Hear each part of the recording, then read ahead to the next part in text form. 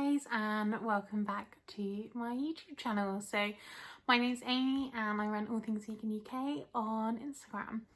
Today I wanted to do a little reacting to questions vegans get asked all of the time, or like statements, you get the stupid like, where do you get your protein from? Stuff like that. So I popped a little question up on my Instagram and got people to send me in the ones they hear all the time, and I'm going to react to them. So let's get into the video. I am also joined right here by my dog, so apologies if you can hear any of him in the background, snoring, sleeping, snorting, all of the above, but he is not leaving my side today.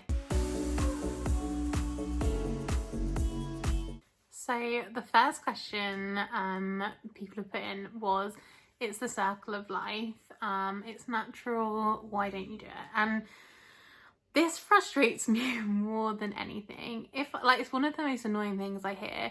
I think mainly because the argument would only be valid if the meat industry was how it used to be. Like, I can kind of, you could go down the route of, oh, but we, have always traditionally eaten more grains, fruit, stuff like that. There wasn't the image of the caveman, like he's realistically not eating meat every day. You can go down that route, but first of all, if you think truly that it's the circle of life, go out and go hunt your own food and make that work. And I really don't think you're gonna do that. Like, going to the supermarket and getting a packet of nuggets or chicken breast, that's not the circle of life. You have completely taken over the whole system, and that's not how it works. So the meat industry is so mass produced, and it's just like, there's nothing natural about that. You can't have it both ways. You can't go chase a squirrel, go catch it, go eat it raw. When you do that, come to me with your circle of life argument, because you might have one tiny bit of a valid argument to come back at, and even then you don't. But no, just no. It really frustrates me. So the second question is also one you hear all the time, and I don't know why this is a question, but if you were on a desert island, would you eat meat? Well, I'm not, so I'm okay. I'm not on a desert island and I don't have to make that decision. And I also would probably think you're more likely to find some fruits on the trees on a desert island than you would meat. So yeah. Question 3. Where do you get your protein from? The classic.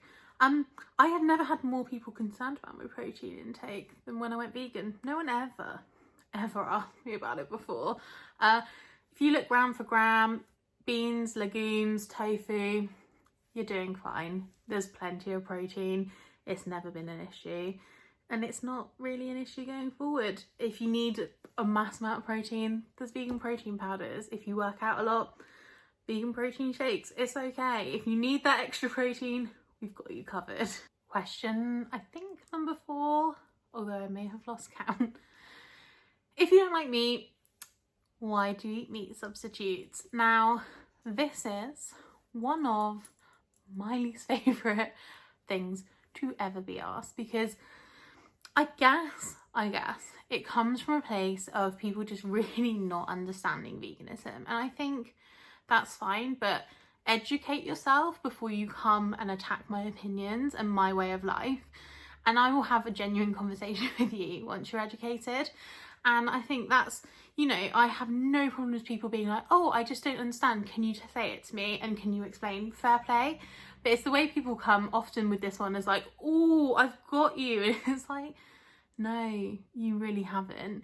But anyway, veganism is often based on an ethical choice, that you don't like how animals are treated. You don't believe that they're more important than that their lives are more important than your taste buds, because they are, and your taste buds don't matter that much. But also the fact that at the end of the day, I liked meat. I ate meat for 21 years of my life. Well, I was veggie on and off, but up until I was about 21, I ate meat. I ate dairy, I ate all of these things, and I didn't stop because I didn't like it. I didn't go, I actually don't like everything I eat. I want to swap over. That's not the case at all. I do like it. I do enjoy it. Probably not now, but I did. And I've thought, actually, I care more about what impact I'm having on the world that I'm living in. And I don't want to be the reason that thousands and thousands of animals are killed. Like, it's just not something I want to play a part of. So that's why I'm vegan. And if someone can get me the exact same taste with none of the cruelty, to me, that's like the most obvious choice. Like, of course I want to have that. Like, I want to be eating that. Like, and I don't have to kill anything. So that to me is just brilliant. And I think it mainly comes from a lack of understanding, fine, but I think people approach it in the wrong way a lot of the time with this question. And it is almost like a, yay, hey, how can you be eating this? Like, you don't like me. And it's like, no. Would you stop being vegan? No. Short answer. Or I sometimes get, when are you gonna stop being vegan? Never. It's not something that really crosses my mind. I think I've gone far too long without meat. I just can't imagine ever going back to animal products. But also, you can throw all your hypothetical scenarios at me.